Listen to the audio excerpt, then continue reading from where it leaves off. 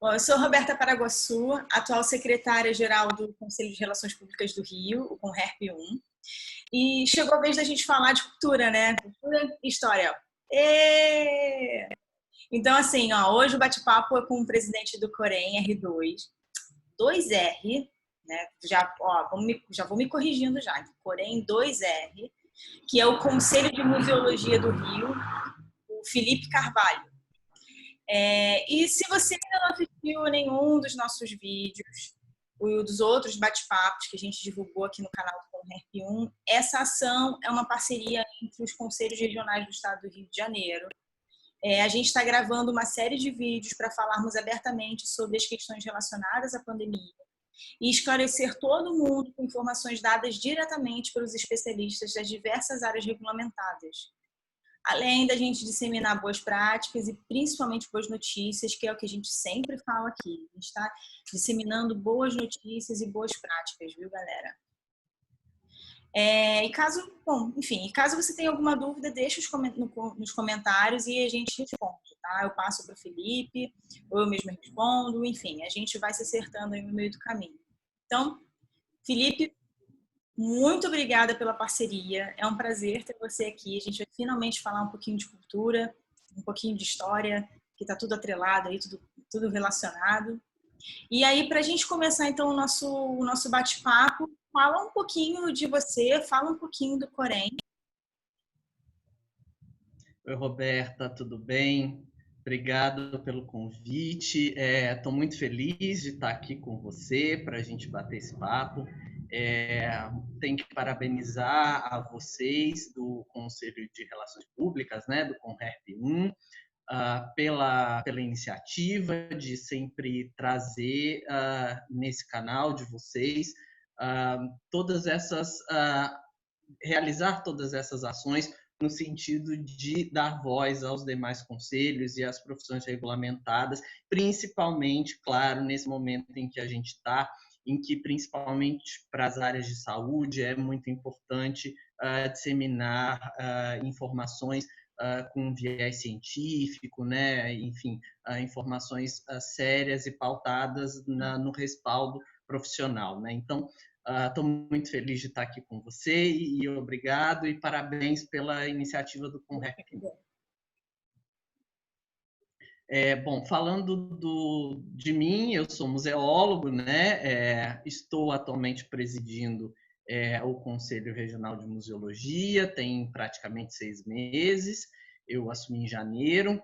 E na minha atuação profissional, eu fiz o bacharelado na Unirio, que é o curso mais antigo do país e é talvez o 5º curso mais antigo de museologia do mundo. E tenho um mestrado em Museologia e Patrimônio, também pela Unirio, em parceria com o Museu de Astronomia e Ciências Afins, que é o MAST. E eu já tenho uma atuação vasta na museologia, principalmente com relação à pesquisa, a desenvolvimento de exposições, e atualmente eu presto geralmente consultoria para museus e para instituições privadas, também no âmbito da museologia, né? O Corém é um pouco da minha doação para a classe, no sentido de tentar fazer com que a profissão seja cada vez mais valorizada. E eu, então, estou nesse conselho que tem uma jurisdição não só no Rio de Janeiro, a sede dele é no Rio, mas ele tem uma jurisdição em Minas Gerais e Espírito Santo também. Então, o Corém 2R, né, que é o Conselho Regional de Museologia, segunda região, ele tem essa jurisdição nesses 3 estados da federação. Atualmente, isso são dados de 2019, dezembro de 2019, foi o último fechamento desses dados.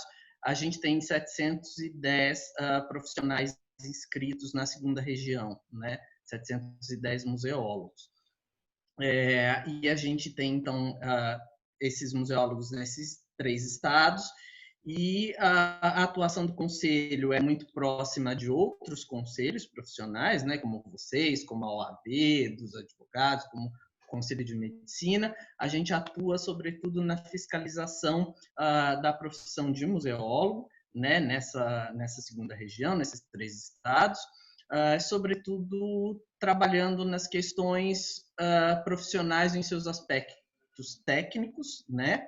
E com relação aos aspectos éticos do profissional, né? Nossa missão é garantir à sociedade a prestação de bons serviços. Lá no Conselho de Museologia, no Corém, segunda região, e em todas as outras regiões também, nós somos 12 conselheiros, né? Eleitos pelos seus pares, e eu hoje, então, presido esse conselho, né? E temos mais, então, 11 conselheiros, são 6 efetivos e 6 suplentes. Desculpa.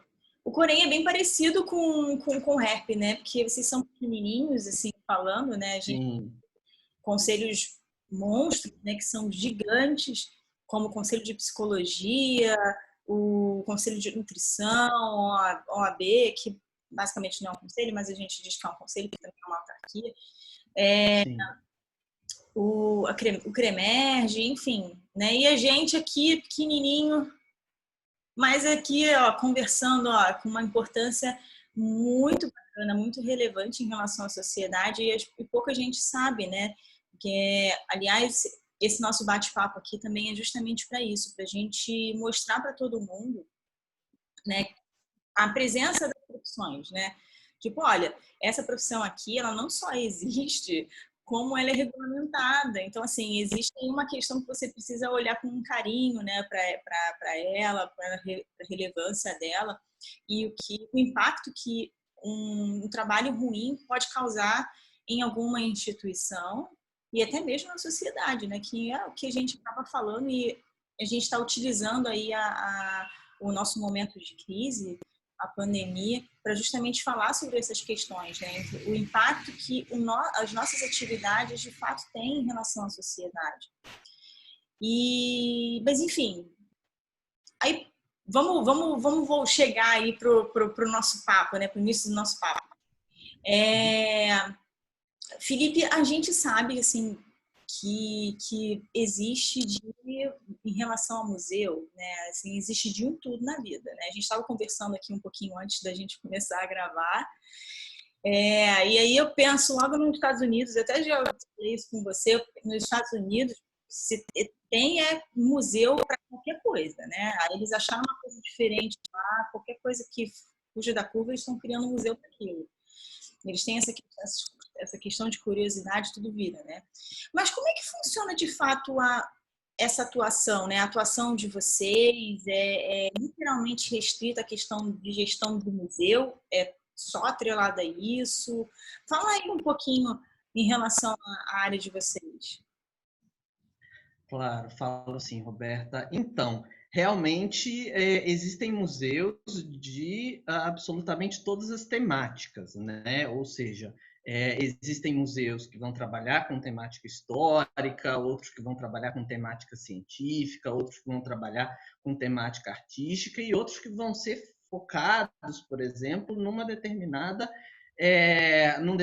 objeto. Museu do Rádio, por exemplo, a evolução do design e do funcionamento dos rádios. Então, pode haver museu de qualquer coisa, né? E o museólogo, ele na sua formação, então, ele tem uma formação muito plural, né? Para você ter ideia, a gente estuda arte, a gente estuda filosofia, a gente estuda história, a gente estuda a ciência. Por exemplo, eu tive aula de paleontologia, né? Que é o estudo dos fósseis, e de geologia na universidade, ou seja, para trabalhar com determinados museus que têm coleções com cunho científico atrelado à geologia e à biologia, você precisa desses conhecimentos.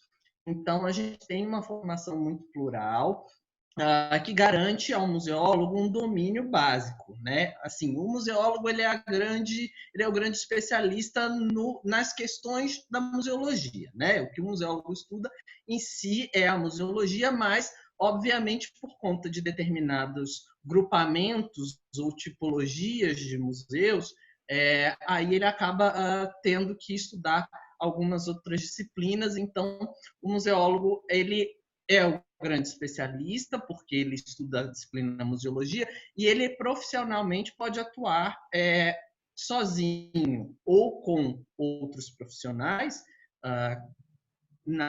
em todas as atividades técnicas que são empreendidas pelos museus, né?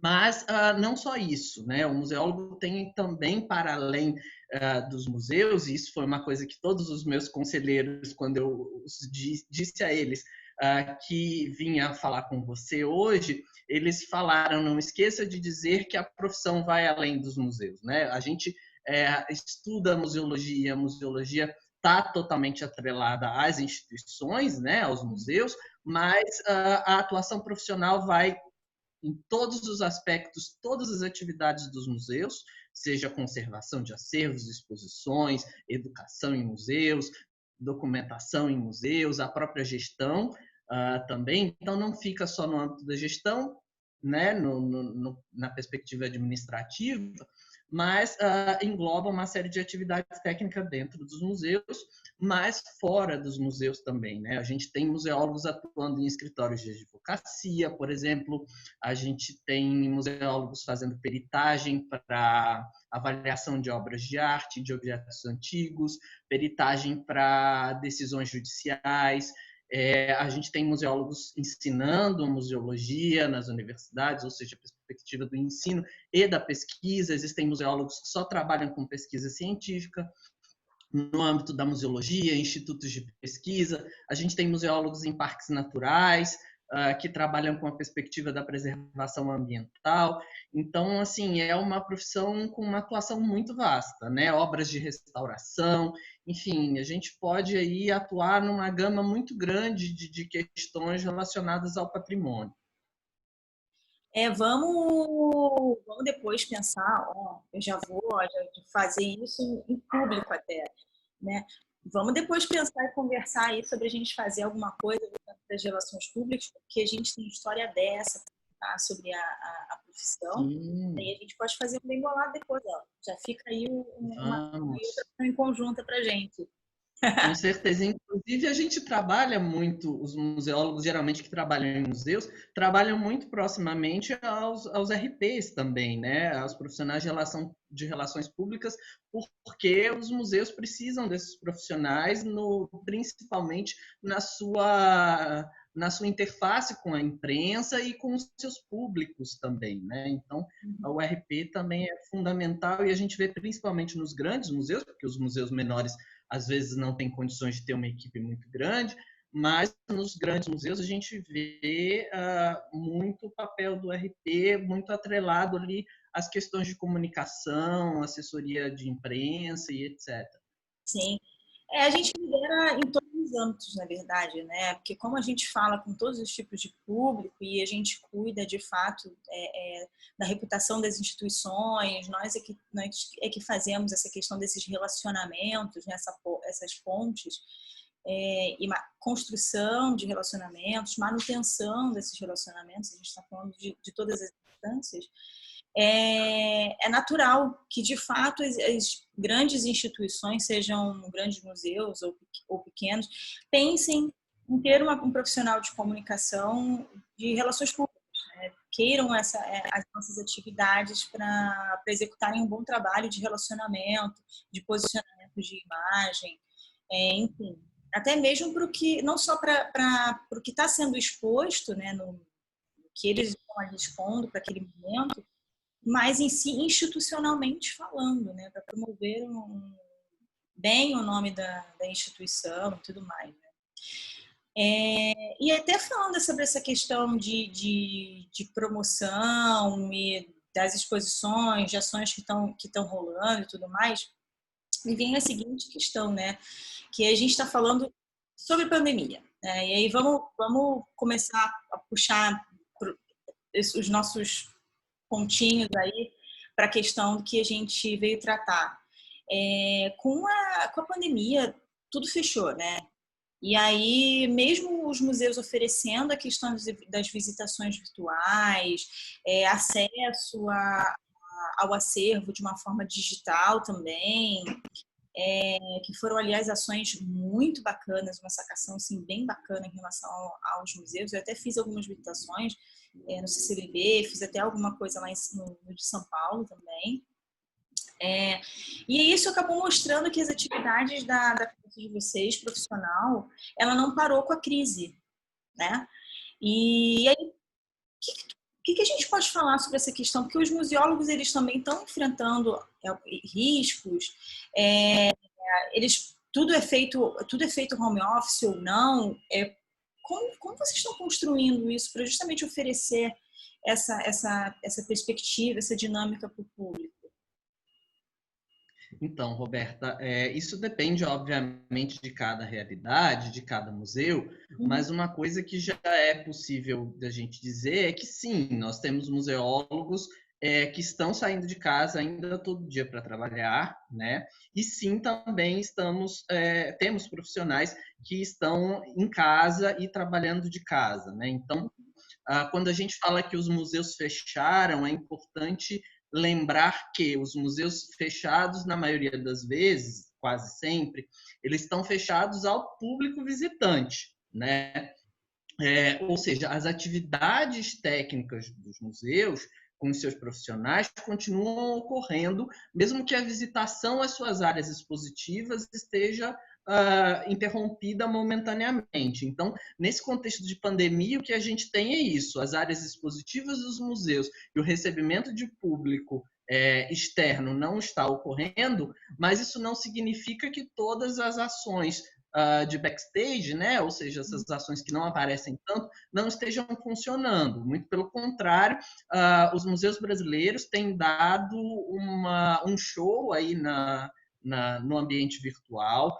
E isso já não é uma realidade de agora, começou antes da pandemia, a gente já vem aí pelo menos há uns 10 anos com os museus brasileiros fomentando a disponibilização das coleções em ambiente virtual, fomentando publicações, livros virtuais, até os próprios museus virtuais, como o Museu da Pessoa, que é um museu brasileiro, com sede em São Paulo e que é exclusivamente virtual, né? Ou seja, toda a sua coleção está ali em ambiente virtual, não há nada físico para se visitar.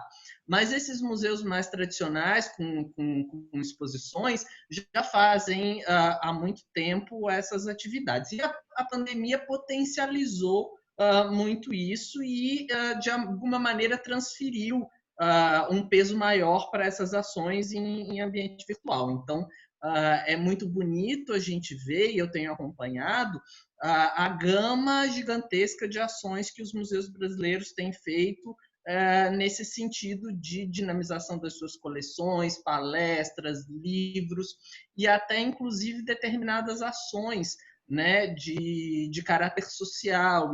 E eu falo muito isso numa perspectiva dos museus que por exemplo, doaram EPI, né? Porque a gente geralmente nos laboratórios de conservação usa muito dos EPIs como máscara, luva, que são EPIs usados em hospitais.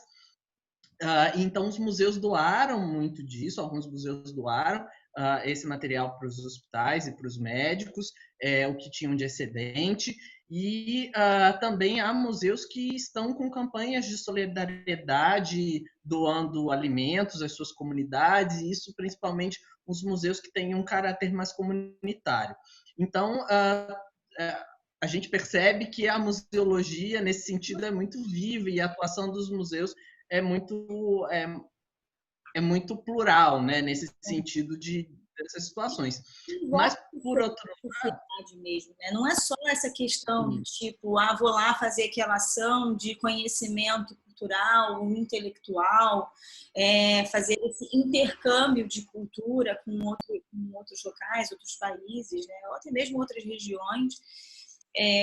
Mas emergir mesmo dentro da comunidade, dentro da região, fazer parte daquilo, né, com ações diferenciadas. Sim, com certeza. Na verdade, é bem bacana isso que você está falando, que você está trazendo, porque a gente precisa pensar como um todo, né? Então, todos os setores, todos os segmentos, principalmente em momentos de crise, precisam sim se manifestar, manifestar ações, falar sobre o que pode ser feito, o que pode ser melhorado e, e ajudar da maneira que puder, né? Ajudar. Então, se você não pode ajudar, mas tudo bem, não tem problema. Mas há quem possa, e quem pode, que faça alguma coisa, né? E aí, nesse sentido que você está falando sobre outras ações, não só que são voltadas para comunidades de cunho social, né? Eu tenho lido algumas notícias sobre ações até, tipo, pós-pandemia em outros países, ou, enfim. Eu vi aqui até que algumas dessas ações são voltadas para a ideia de cápsulas do tempo, por exemplo.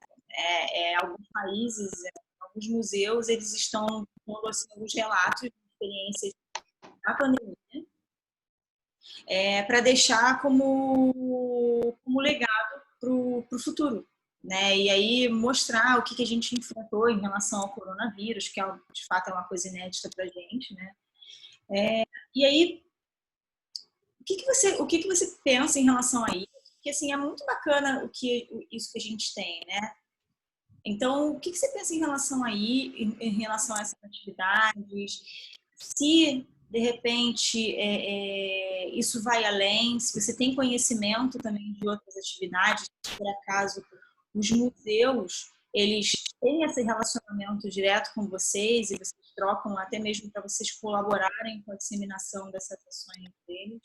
Eu particularmente tenho visto e sei que alguns museus nossos têm feito um trabalho muito intenso nas mídias sociais, né? Por exemplo, sei lá, o UAN tem feito oficinas online, tanto para adultos quanto para criança. E aí é bem legal que as pessoas podem fazer dentro de casa mesmo, obviamente, porque é por conta da quarentena e tal. E outro, por exemplo, é o Museu da Vida da Fiocruz, que está fazendo uma série de lives, uma série de ações que tem temas assim, diversos. Então, sei lá, esses dias falou sobre idosos, também falou sobre a questão de racismo, o meio ambiente. Então, eles trazem bastante coisas que sejam voltadas a isso. Então, assim, é bem bacana o trabalho. E daí, o que vocês pensam em relação a isso? Vocês também estão motivados?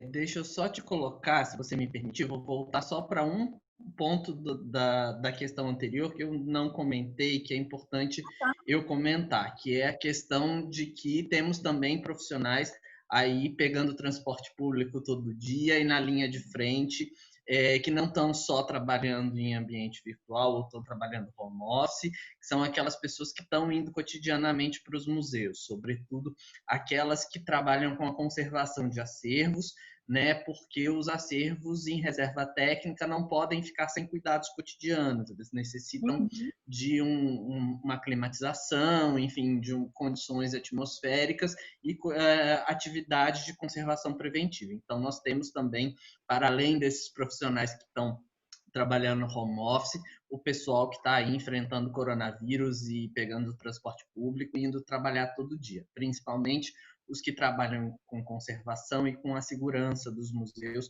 que é outro aspecto importante nesse momento, né? Com relação já agora à sua última questão, já tem um bom tempo que a gente entende que os museus não apenas estejam atrelados a questões da história oficial ou da ciência numa perspectiva muito de pesquisa e muito de produção do conhecimento, né? Hoje a gente tem muito disseminado isso no mundo inteiro, que museus são feitos por pessoas e para pessoas, né? Isso é uma questão muito importante, né? São pessoas que constroem essa instituição e essa instituição museológica, ela precisa atender aos anseios da sociedade, ou seja, ela precisa servir à sociedade, né? Então, a gente vê uma gama de ações Tem museu que até organiza corrida, é a corrida anual do museu. O Metropolitan tem o baile do Met, né? Que enfim, são ações que vão para além das coleções e para além da missão de preservação e pesquisa do museu e comunicação das suas coleções. Isso vai além, e isso na pandemia a gente vê também, né? Ou seja, as questões vão além. Os museus trabalham para a sociedade e, na medida em que trabalham para a sociedade, desenvolvem as ações que aquele grupo onde o museu atua, ou seja, aquele elo de ressonância que o museu tem, ele geralmente atua ali com o seu elo, de alguma maneira suprindo essas necessidades, né? Óbvio que não é todo museu que consegue fazer isso, existem museus com maiores orçamentos, outros com menores, enfim, e não é todo museu que vai ter essa perspectiva de trabalhar dessa maneira. Mas no Brasil a gente já vê, sim, muitos museus e tem também os museus de caráter comunitário que trabalham com as questões atuais, cotidianas e que procuram, inclusive, representar no âmbito da narrativa do museu a vida cotidiana da população, né, e os problemas enfrentados.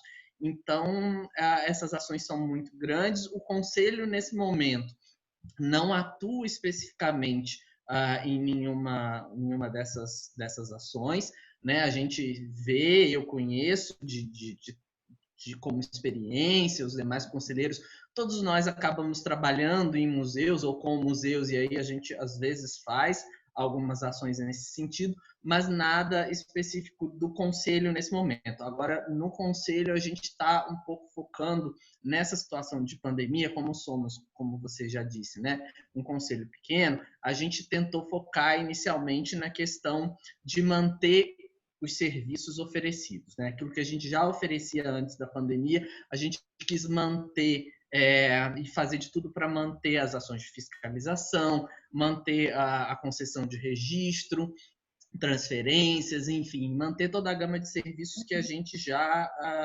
faz. E isso gerou uma certa alteração grande nas perspectivas de gestão administrativa, porque nossos processos administrativos passaram a ser todos eletrônicos, as assinaturas digitais, ou seja, o Conselho teve que se readequar a essas práticas de administração. As reuniões são todas como nós estamos fazendo aqui, por teleconferência. Então, assim, ou seja, a gente teve que repensar o conselho, e é isso que a gente está fazendo nesse momento. Sim. Não, e vocês estão fazendo essa meio que transição, né? Essa migração do físico para o digital, óbvio. Todos nós fomos obrigados a fazermos isso de uma maneira muito abrupta, né? E, enfim, aqui, pelo menos como você falou, né? A gente já tem isso aí, já mapeado já faz algum tempo. O Conrep, ele fez esse movimento de transição do físico para o digital ano passado, em setembro, outubro do ano passado. Então, a gente já tinha aí uma base, uma boa porcentagem de todos os nossos processos já digitalizados. E, aliás, é um movimento que eu acredito que daqui para frente, já com essa experiência de pandemia e essa experiência inusitada aí, inevitável que todo mundo teve que fazer, não tem mais volta. Vai todo mundo começar realmente a investir nisso. Não tem muito mais jeito. Sim. Nós não queremos mais, por exemplo, voltar para o físico, porque o virtual começou a ajudar muito, principalmente porque nós somos em 3 estados, né? Atuamos em 3 estados. Então, eu tenho, por exemplo, hoje 3 conselheiros em Minas Gerais. E esses conselheiros não podem vir sempre ao Rio para as reuniões, ou não podem vir buscar um processo para analisar no Rio de Janeiro. Então, essa perspectiva de digitalização, principalmente dos documentos administrativos, né, e a assinatura também eletrônica de todos os conselheiros, isso se colocou na ordem do dia e a gente não quer mais voltar porque a gente descobriu que é muito importante e facilitou muito o nosso cotidiano, né, atuando em 3 estados. E não só a questão de facilitar, porque é tudo muito mais prático, né? E a gente vive com autarquias federais, a gente vive num ambiente bem burocrático, por uma série de coisas em relação à lei e tudo mais, mas também por uma questão até de economia, porque vale lembrar que o nosso trabalho, ele é voluntário. A gente não recebe nada por isso, né? A gente faz muito e especificamente por amor à nossa profissão. A gente não recebe salário, a gente não recebe nada. Então, que é até uma das coisas que as pessoas até ficam em dúvidas. Ah, vocês, tipo, já ouvi isso, tá? Mas você recebe? Eu, não, não, não, não.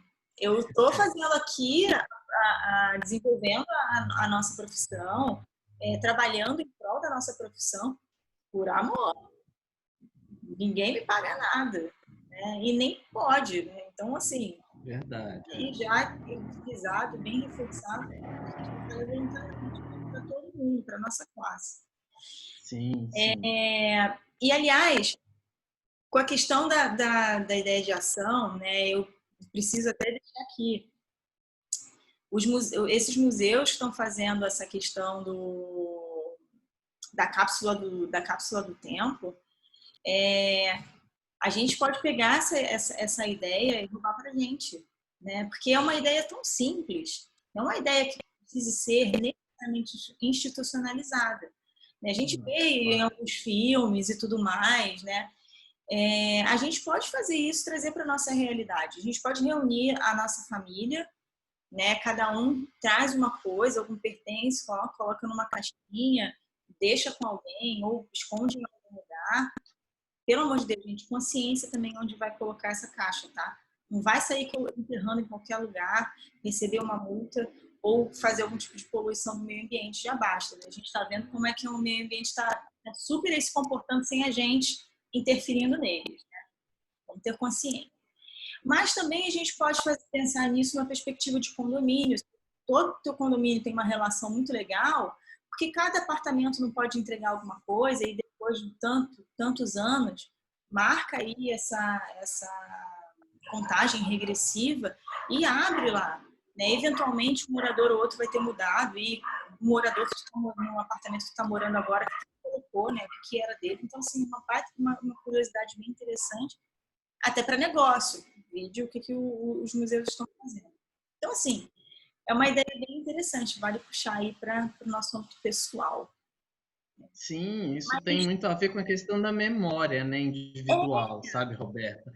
Isso, e obviamente que os museus também precisam trabalhar nessa ação de coletar as coleções do presente, né? Formar coleções para representar o presente. Isso é uma questão que a museologia tem enfrentado, porque os museus ficam muito numa retórica do passado, principalmente os museus históricos, mas os artísticos e os científicos também, e coletar e representar o presente já é algo que vem pelo menos desde a década de 60 nos museus, mas alguns museus, e nós no Brasil, isso sempre geralmente começa na Europa, até porque o museu é basicamente uma instituição europeia, nasce na Europa enquanto instituição, mas alguns museus já fazem isso, mas é importante que cada vez os museus menores, né, que trabalham no âmbito de localidade, né, os museus locais passem a fazer isso, e com, obviamente, a cooperação da população que começa a fazer isso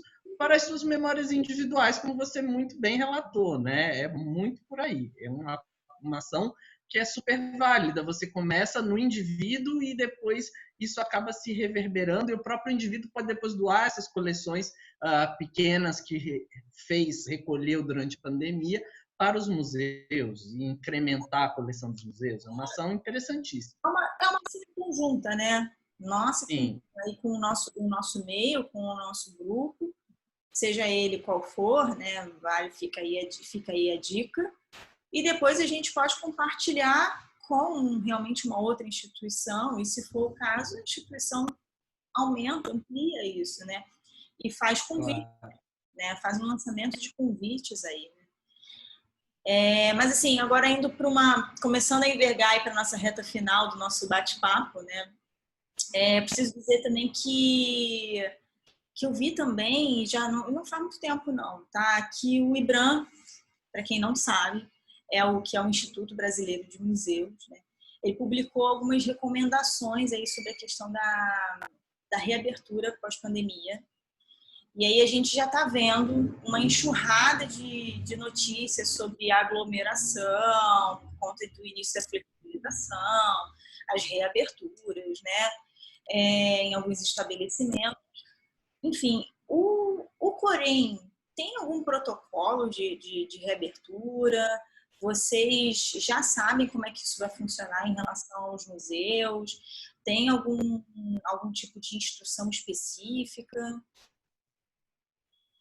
Então, Roberta, a gente tomou conhecimento já dessa publicação do IBRAM, que eu acho que foi justamente essa semana, e eles já haviam, e nós já sabíamos, convocado algumas reuniões para a elaboração desse documento, que seria um protocolo nacional de reabertura para os museus, com as diretrizes e as orientações. Só que o IBRAM, nesse movimento que fez, não convidou os conselhos regionais nem o Conselho Federal de Museologia para participar, né? Obviamente que museólogos participaram, porque tem museólogos no IBRAM, enfim, é um trabalho técnico de museologia e teve com certeza a participação de muitos museólogos, mas os conselhos não participaram. Sendo que, na verdade, a gente sabe que não vai dar para abrir todos os museus no mesmo momento, da mesma forma, alguns estados e municípios têm elaborados protocolos próprios, né?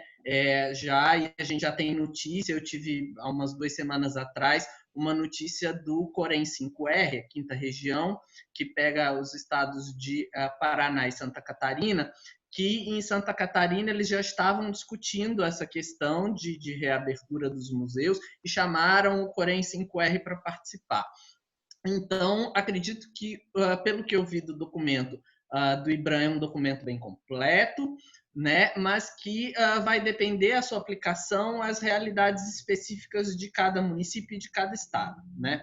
Aqui na segunda região, a nossa ideia é lançar uma cartilha orientativa. A gente está, de alguma maneira, terminando o texto básico já está pronto, os conselheiros estão revisando e colocando suas opiniões, e a ideia nossa é de lançar uma cartilha, mas não com foco nos museus, porque a gente entende que o IBRAM já fez esse serviço. O nosso foco agora vai ser no comportamento específico do profissional, ou seja, como o profissional vai ter que, nesse momento de reabertura, atuar no sentido de proteger a si mesmo e ao visitante, ao pesquisador, enfim, qualquer pessoa que venha ao museu. Então, a gente está trabalhando nesse sentido de lançar um documento que verse sobre isso, e já existe esse documento do IBRAM que normatiza e dá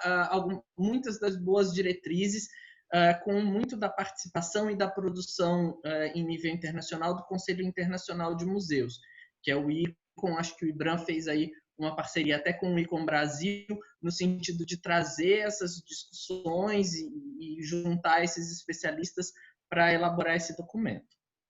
Que bom. Pelo menos aí a gente já tem uma perspectiva, e o pessoal dos museus também, né? Tem algumas diretrizes, sim. Né? Não fica isso.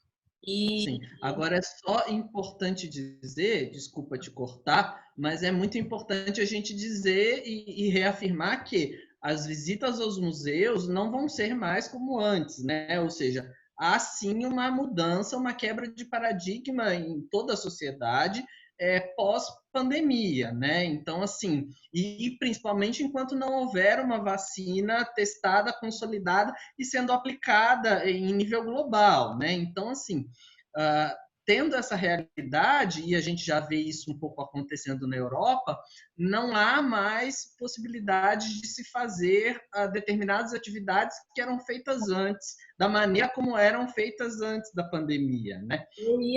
Eu ia te fazer exatamente essa pergunta, porque assim, com essa questão da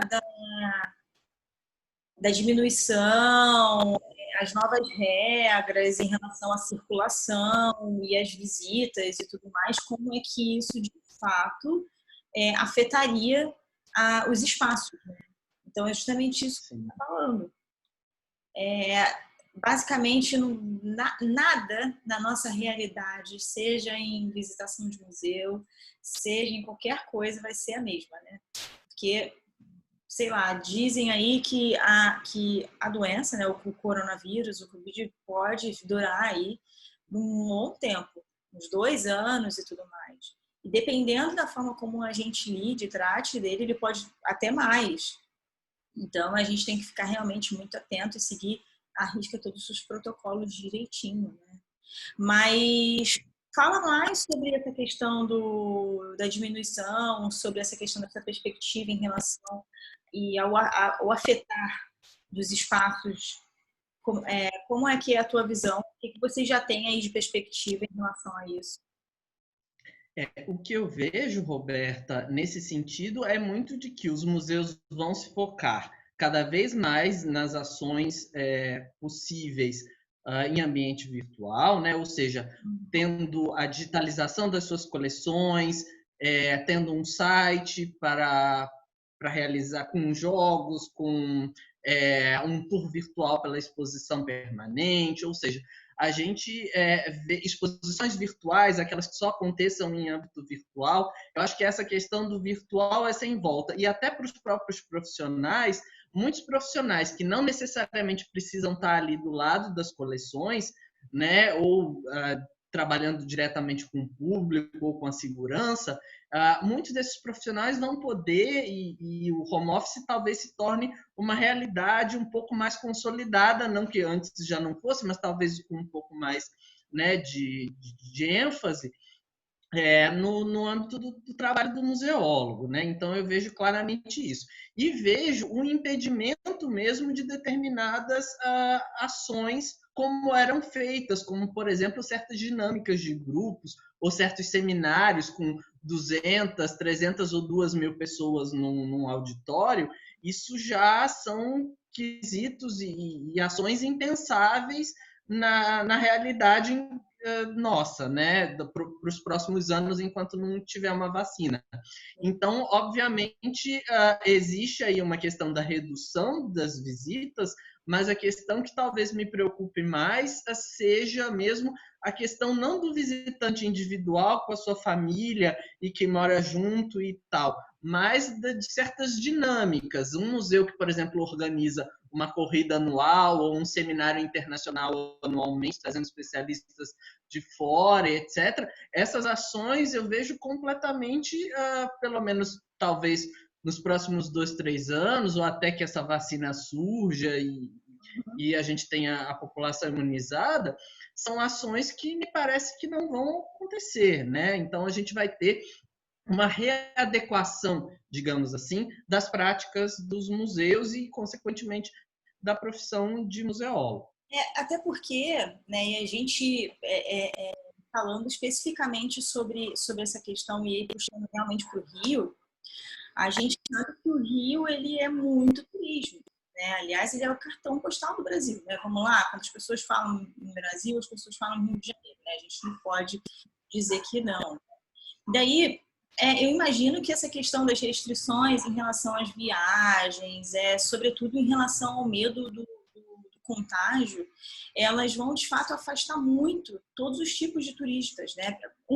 Nesse momento está fechado, né? Não adianta. Mas a gente falando de uma reabertura total, ainda assim as pessoas vão ter esse medo, né? E aí, seja internacional ou nacional, né? Porque a gente tem os dois tipos de turismo. Daí o que você acha, na sua perspectiva, de como é que vai ser de fato essa questão do mundo pós-coronavírus, né? Pós o corona? Vai mudar a forma como as pessoas... De fato, você já estava falando sobre a questão da visitação dos museus, essa perpetuação em relação a investimento no digital, a maneira, mas como é que fica essa questão da ação de vocês, da atividade de vocês pós-corona? Então, Roberta, são questões muito complexas e que envolvem uma gama de coisas. Na questão do Rio, que é um destino turístico, eu acho que não só do Rio, mas assim, o turismo cultural como um todo, né? No âmbito nacional, local ou global, vai obviamente vai sofrer, já está sofrendo, a gente vê as companhias aéreas com sérios problemas, né? Então, assim, esse fluxo e essa, digamos assim, atuação dos museus na interface direta com o turismo cultural é algo que com certeza vai sofrer e que talvez traga muitos riscos até de fechamento para determinados museus, né? Obviamente que a gente tem perspectivas de gestão de museus diferentes, né? Ou seja, a gente tem aqueles museus estatais que têm verba pública e que geralmente tem uma segurança maior de receber um orçamento e não necessariamente ficar à mercê do vai e vem da economia. E também talvez seja importante dizer que a maioria dos museus, né, grande maioria, não vive só de bilheteria, a bilheteria não sustenta museu, né, porque é uma atividade é muito cara, principalmente a preservação, restauro, tudo isso é muito caro. Então, os museus não vivem dessa renda, mas o turismo vai impactar. E, principalmente, esses museus maiores, né? Porque aquele museu local, que é comunitário, que atende a sua comunidade, né? Ele, de alguma maneira, ele continua ali tendo as suas ações.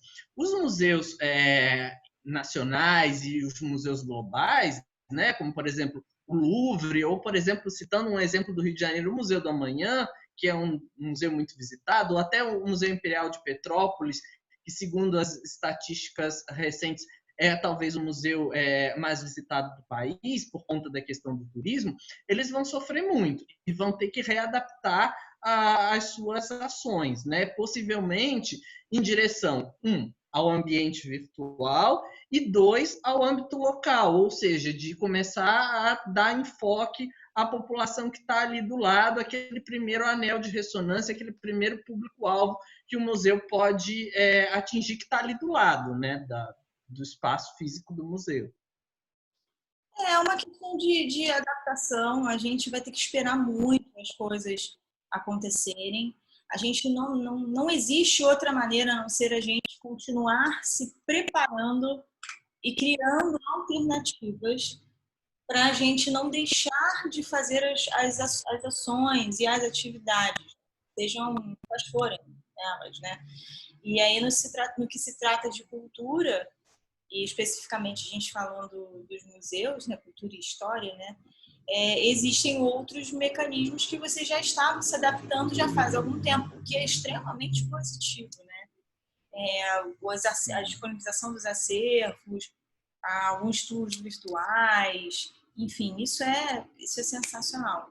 Bom, espero aí, pessoal, que vocês tenham gostado do bate-papo. A gente precisa encerrar aqui, senão o aplicativo vai fechar na nossa cara, tá?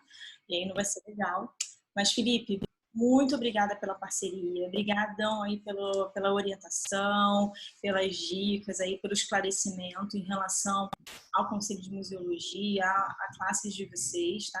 Você quer deixar algum recado ou algum canal de contato, alguma coisa que vocês estejam fazendo especificamente para atendimento?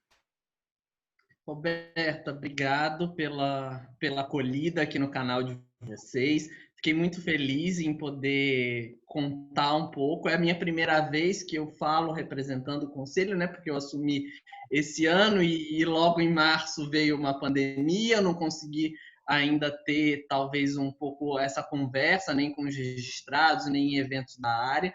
Então, me sinto muito privilegiado de fazer isso aqui no seu canal, agradeço. E a mensagem que eu deixo é que vamos com calma, né, no âmbito da atividade profissional e focado em questões técnicas e científicas, né? Eu sempre gosto de pautar isso. E o Conselho de Museologia está à disposição tanto dos seus profissionais registrados quanto dos demais profissionais de museus, né, que os museus têm uma série de outros profissionais que atuam dentro dessas instituições. Então, a gente está sempre à disposição e sempre aberto a atender, né? E a conversar, seja pelo nosso WhatsApp, seja pelo nosso site. Eu vou deixar o site do Corem, que é o corem2r.org, e lá vocês encontram todas os canais de redes sociais, enfim, todos os canais possíveis para a gente ter a interlocução. Não, sem problema. E, pessoal, o Corém também, o Corém 2R, vai estar marcado aí nas nossas mídias, no nosso Instagram, no nosso Facebook, enfim, vai estar marcado nas nossas mídias. Vocês depois podem procurar diretamente lá para seguir as mídias deles e saberem mais informações sobre todas as ações, todas as movimentações que o Conselho está fazendo em relação à classe ou aos próprios museus em si, né? Pessoal, cuidem-se. A gente ainda tem muita luta pela frente, a flexibilização é só mais um motivo para a gente se cuidar ainda mais, a gente prestar mais atenção em tudo que a gente está fazendo e fez até aqui. Então, fiquem muito atentos a isso, cuidem-se de verdade.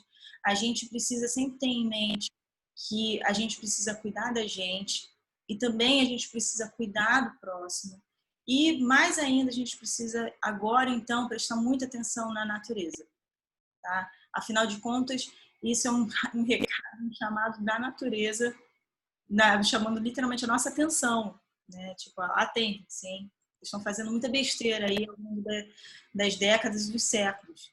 Então, pessoal, tchau. Felipe, um beijo. Obrigada, viu, querido? Beijo, Roberta. Obrigado. Em breve a gente se fale de Até novo. mais. Com certeza. Tchau, Tchau. tchau.